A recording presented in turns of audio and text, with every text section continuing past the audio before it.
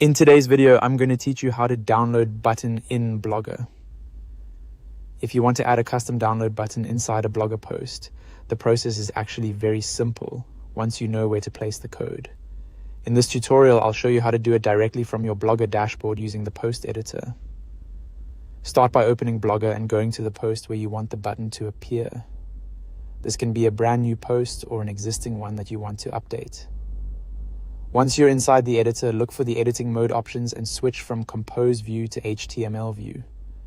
This step is important because the button will be added using HTML code, and you won't be able to paste it correctly in the normal visual editor. After switching to HTML View, go to the exact part of the post where you want the download button to show up. Then paste an HTML anchor tag that is styled to look like a button.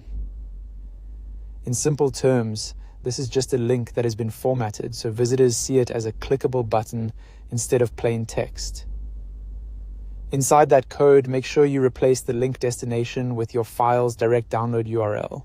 That means the URL should point straight to the file you want people to download, not just to a preview page or a general folder. If the link is not a direct download link, the button may open a page instead of starting the download, so it's worth double-checking that part before publishing. You can also style the anchor tag so the button matches the look of your blog. For example, you might adjust the background color, text color, padding, or border radius if needed.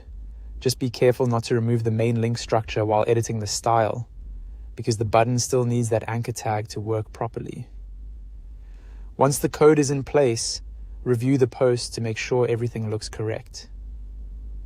It's a good idea to use the preview option first so you can confirm that the button appears where you want it and that clicking it sends users to the correct file.